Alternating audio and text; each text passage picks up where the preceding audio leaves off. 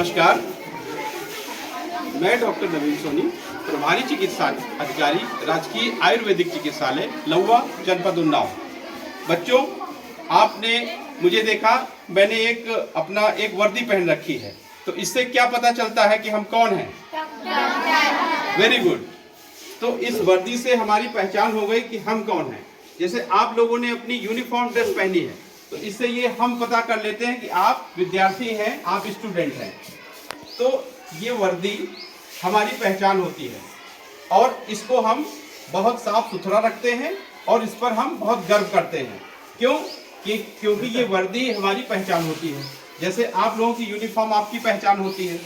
अगर आप लोग कहीं बाहर घूमने जाते हैं, नाना नानी के यहाँ जाते हैं, तो अच्छे कपड़े दूसरे पहन के जाते हैं कि अपनी वर्दी पहन के जाते हैं दूसरे कपड़े। तो ये पता चलता है कि ये बच्चा स्कूल नहीं जा रहा है।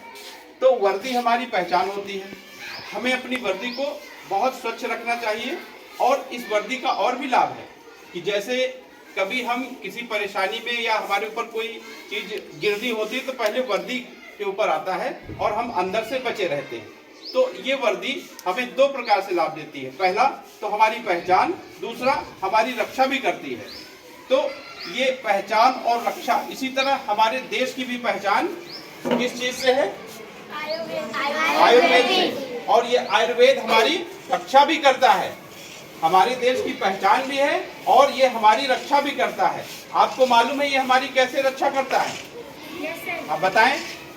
ये हमारी बीमारियों कामों में आती है। बहुत बढ़िया, बहुत बढ़िया। इस बच्चे ने बहुत अच्छा बताया कि आयुर्वेद हमें उस समय लाभकारी देता है जब हम घर पे बैठे हों और कोई अचानक कोई परेशानी आ जाए। तो इमरजेंसी कंडीशन में जहाँ पर हमें कुछ और नहीं मिलता, हमारे पास हमेशा होता है आयुर्वेद। तो आयुर्वेद एक घरेलू चिकित्सा पद्धति की तरह भी हम लोग इस्तेमाल करते हैं, क्योंकि विश्व में सभी प्रकार की जो चिकित्सा पद्धतियां हैं, उसमें घरेलू चिकित्सा पद्धति सिर्फ और सिर्फ किसके पास है? और आयुर्वेद हमारे घर में कहाँ मौजूद होता है? किचन में, हमारे रसोई में, मसालों के रूप में, हमारे दरवाजे पर पेड़ पौधों के रूप में, घर के आंगन में तुलसी के रूप में, घर के बाहर नीम के पेड़ के रूप में, हर जगह कौन मौजूद है? तो ये आयुर्वेद हमारे देश की पहचान है और हमारा कौन है? रक्षक। तो इस आयुर्वेद के बारे में हमको जानना बहुत जरूरी होता है, क्योंकि ऐसी कोई चिकित्सा पद्धति नहीं है जैसे ये आयुर्वेद है। और ये आयुर्वेद आया कहाँ से? आज से करोड़ों हजारों साल पहले ऋषियों मुनियों ने खोज किया कि मानव जीवन में लोगों को बीमारी आती है तो वो कैसे ठीक हों, और वो भी बिना खर्च के, अपने घर बैठे अपने थोड़े से ज्ञान से हम आयुर्वेद के सहारे अपने आप को स्वस्थ और निरोगी दोनों बनाए रखते हैं। जैसे कि हमें दांतों की कोई समस्या आती है तो हमको याद आता है कि नीम की दातुन करनी चाहिए। याद आता है? जैसे हमारे शरीर में कभी कुछ खुजली हो जाए तो ये पता चलता है कि नीम के पानी से नहा लेते हैं। तो ये क्या करता है? हमारी घरेलू चिकित्सा करता है। और घरेलू चिकित्सा के क्या लाभ हैं कि सबसे पहले तो हमें जो जरूरत है वो चीज हमें तुरंत उपलब्ध हो रही है। जरूरत किस चीज की? हमें तुरंत चिकित्सकीय सहायता की जरूरत है। और अगर हम ऐसी जगह फंसे हैं जहाँ चिकित्सक नहीं है या मेडिकल स्टोर नहीं है, या आपके पास ऐसा समय है कि रात हो गई है, कोई उपस्थित नहीं है, अगर आपको थोड़ी सी भी सूझबूझ है आयुर्वेद के बारे में कि कौन सी चीज को हम इसमें इस्तेमाल करें, तो हमारी कुछ समय के लिए हमको जो ज्यादा समस्या झेलनी पड़ती है वो शॉर्ट हो जाती है। मतलब अगर हमको पेट दर्द हो रहा है रात को 2-2:30 बजे, अचानक गैस बन गई है पेट में और डॉक्टर मौजूद नहीं है या जा नहीं सकते, तो हम अपने घर में, अपनी रसोई में कुछ चीजें हैं जिनका प्रयोग करते हैं, है ना? जिसमें कि जैसे काला नमक, हींग, अजवाइन, कुछ ऐसी चीजें हैं जिनको हम यूज करते हैं और तुरंत हमें आराम मिल जाता है। तो इससे क्या फायदा होता है कि हमको रात भर तकलीफ नहीं झेलनी पड़ती और हमें तुरंत लाभ भी मिल जाता है और कभी कभी सुबह तक ठीक भी हो जाते हैं। तो इसका दूसरा फायदा ये है कि हमको इसके लिए अतिरिक्त पैसे नहीं खर्च करने पड़ते, क्योंकि ये हमारे घर में पहले से मौजूद है ये आयुर्वेद। तो ये आयुर्वेद हर दिन और हर घर में आपके यहाँ इस्तेमाल होता है और ये मौजूद तो पहले से ही है। क्योंकि आपके रसोई में बहुत सारी चीजें हैं, आपके गार्डन में बहुत सारी चीजें हैं, आपके घर के आंगन में तुलसी के पेड़ हैं, आपके घर के बाहर नीम के पेड़ हैं, बहुत सारे, आप जंगल में जाएं सड़क किनारे गिलोय के पेड़ हैं। इन सब का प्रयोग हम अपने को बीमारी कंडीशन में या बीमारी से बचाव के लिए दोनों तरीके से प्रस्तुत कर सकते हैं। तो ये हर घर में और हर दिन में आयुर्वेद का ज्ञान होना बहुत जरूरी हो जाता है। यही बात हमने आपको बताने के लिए, मेरे द्वारा आपको बताने के लिए शासन ने हमें बताया है कि आयुर्वेद दिवस मनाया जाएगा। और ये राष्ट्रीय आयुर्वेद दिवस किस दिन मनाया जाता है?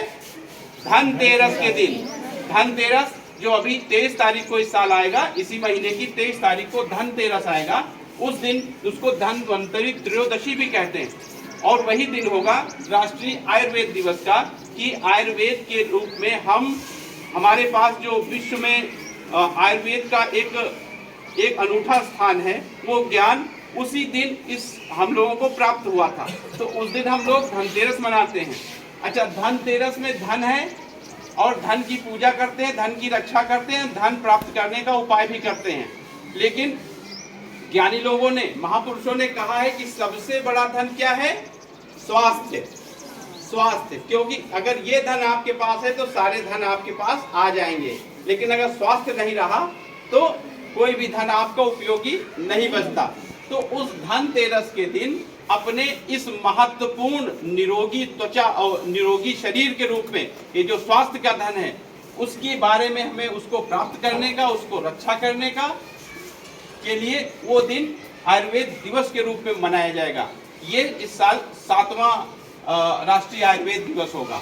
तो यह एक जन संदेश है, इसमें जन भागीदारी है, और एक जन आंदोलन के रूप में अगर ले लिया जाए तो हमारे जो निरोगी और स्वस्थ रहने के ऊपर जो खर्चा है वो हमारा कम हो जाता है। तो मुख्य रूप से जब हम हर दिन हर घर आयुर्वेद का प्रयोग करेंगे तो हमारा निरोगी और स्वस्थ रहने का खर्चा भी घट जाएगा, जिससे कि हमारे परिणामी तौर पे हमारी आर्थिक रूप से जो मजबूती है वो बढ़ती है।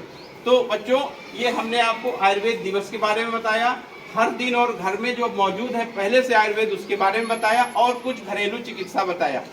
तो आप लोगों को ये सुन के कैसा लगा? अच्छा लगा। आगे से आप लोग इसके बारे में जानना चाहेंगे? Yes sir. ठीक है, हम आपको समय समय पर बताते रहेंगे।